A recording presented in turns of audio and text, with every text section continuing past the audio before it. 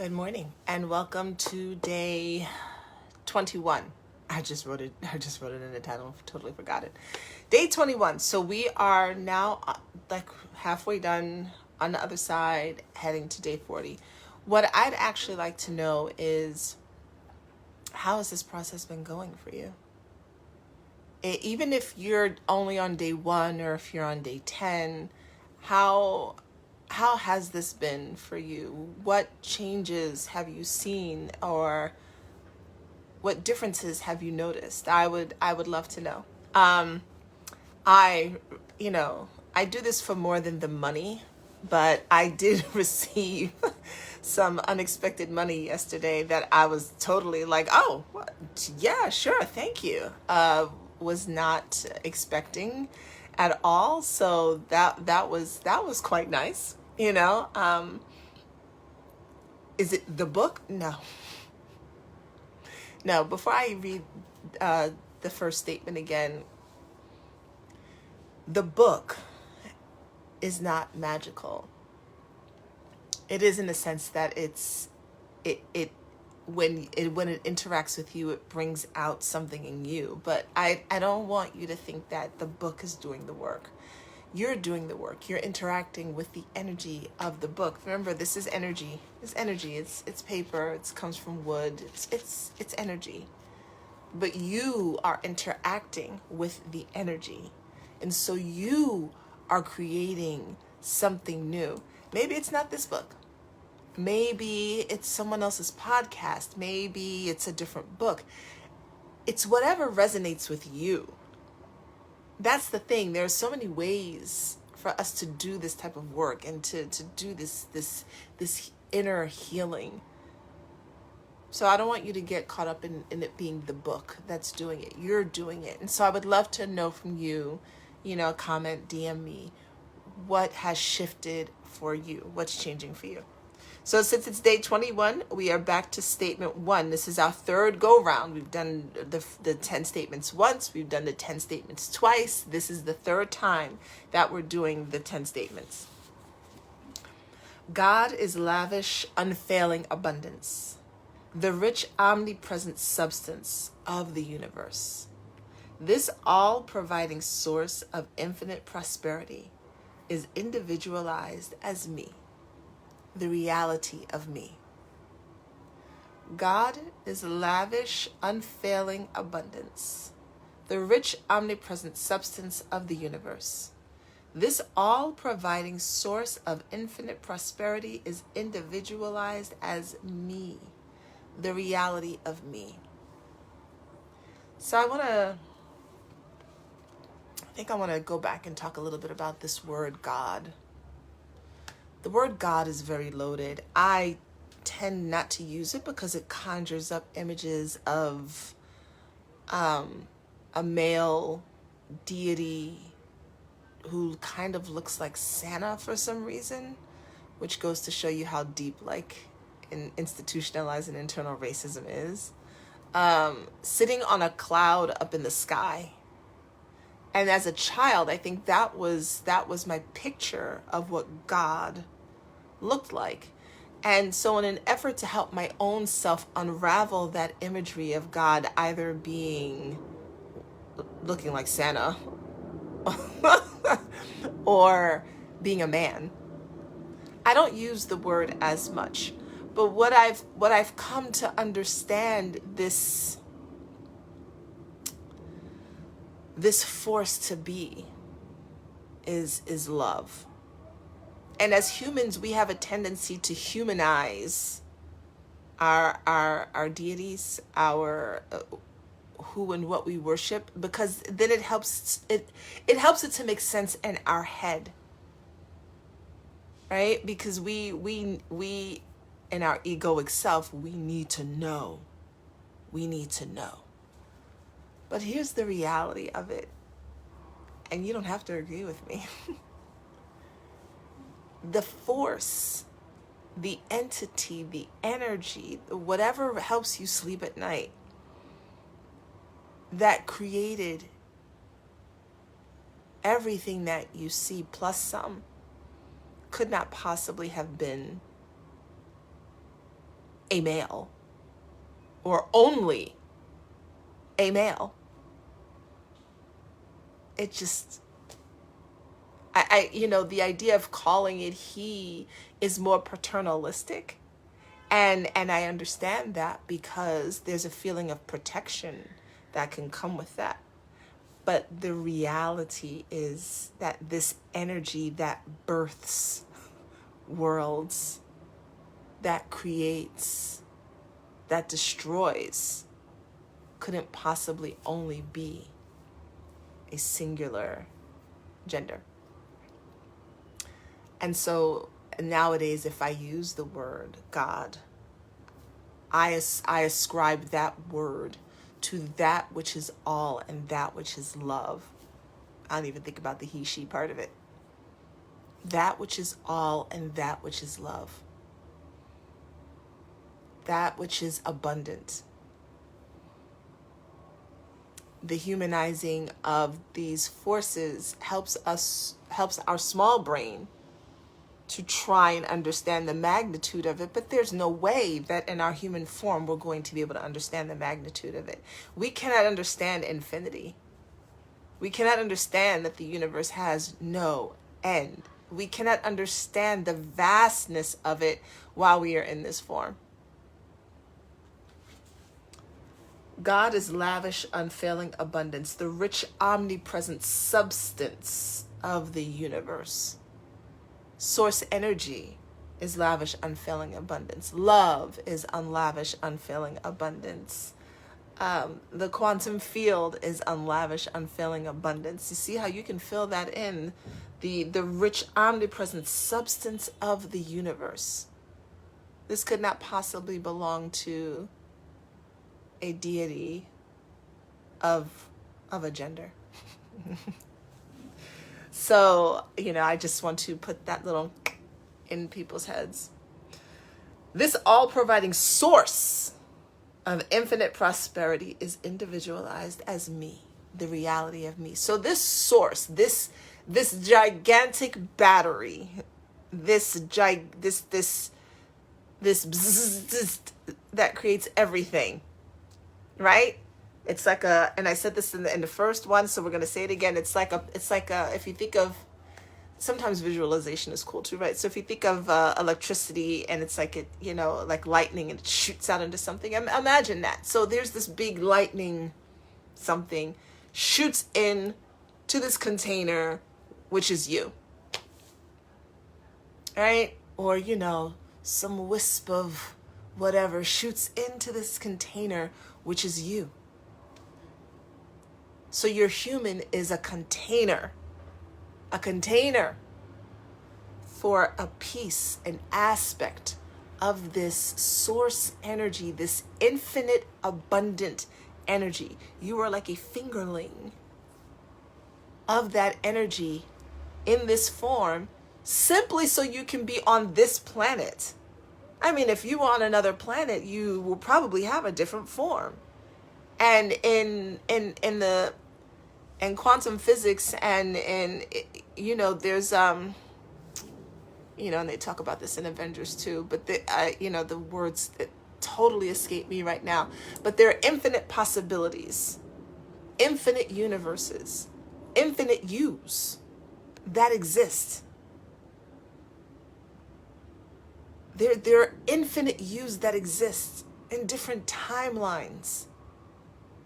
And there's also this idea that if you can tap into the field, you can tap into the best parts of you from other timelines and other fields of existence, because you're connected to all of you that stretch across time and existence. You are eternal. You are not this form that you see here. This form exists here because this is what needs to survive on this third rock from this sun in this galaxy.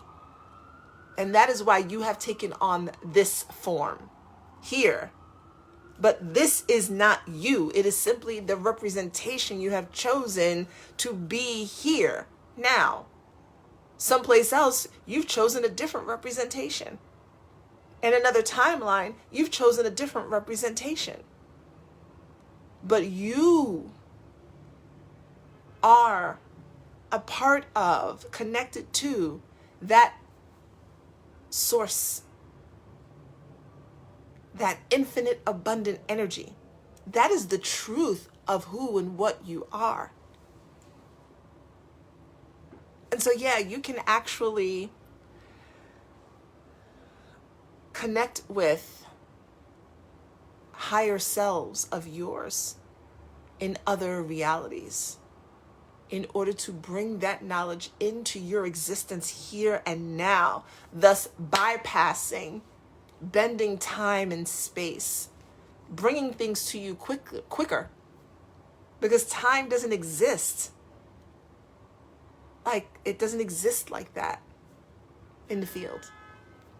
That's a human linear construct that we need to help us stay sane. While we're here, we have to count the stars, we have to count the moons, it helps us to keep track of things. But in the infinite abundance that exists, there's no past, there's no future. It's all happening at the same time.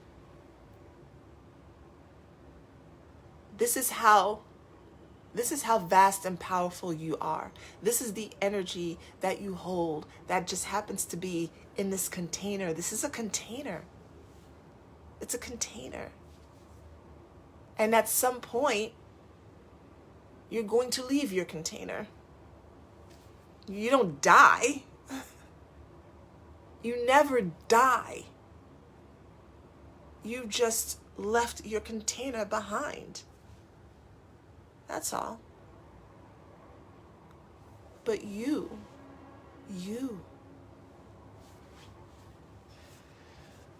Source energy is lavish, unfailing abundance, the rich, omnipresent substance of the universe. Omnipresent, always there, everywhere. Rich substance. When I think of the phrasing, what do you visualize? What comes to me is like this rich, dark, deep soil, or like I don't know why, but like crude oil comes to mind, like just full of nutrients and just thick,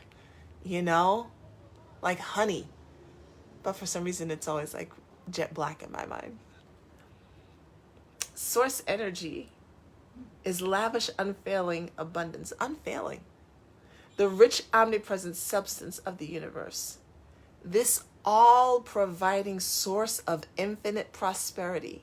That source is individualized as you. The reality of you. You are not your body. You are not your name. You are not your gender, whichever one you're choosing. You are not any of those things. Those are representations of how you're showing up on this third planet from the sun that we have in this solar system. You are lavish, unfailing abundance. You are a piece of the rich, omnipresent substance of the universe. That is the truth of your existence. And because that is the truth of your existence, there is not a motherfucking thing that you cannot create. Because that is the power that has been bestowed upon you.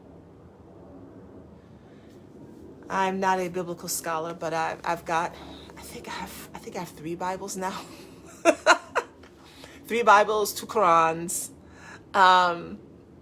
I like to read from time to time. The metaphysics in these books is amazing. When you read them without the dogma and you read them from a very spiritual perspective, there's some real good shit in there. And in the beginning of the first part of the Bible, which is actually the Torah, right? The first 5 books of the Torah are what are in the beginning of the Bible. And in the beginning, there was this omnipresent substance. And we made man, is what it says, but whatever, humans, in our image.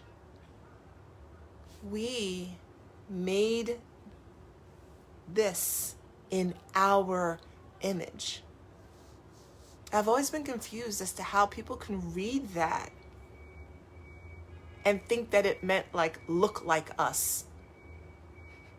Like that's how small our human minds are. That someone could read that and go, oh yeah, like in the mirror. So if I look in here, oh, that must be what it looks like, you know? No, in our image, meaning bestowing upon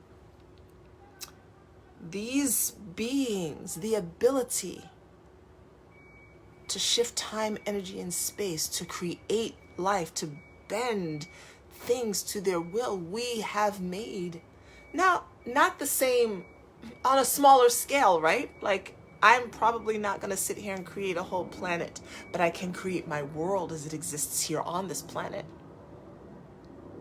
Right? That's why I say we are a piece of the substance. We are it in this form. We are not the like that, you know? You are made in the image of this substance, this omnipresent, lavish, abundant substance that has created everything in the universe. How could you ever be powerless? How could another human ever take away your power?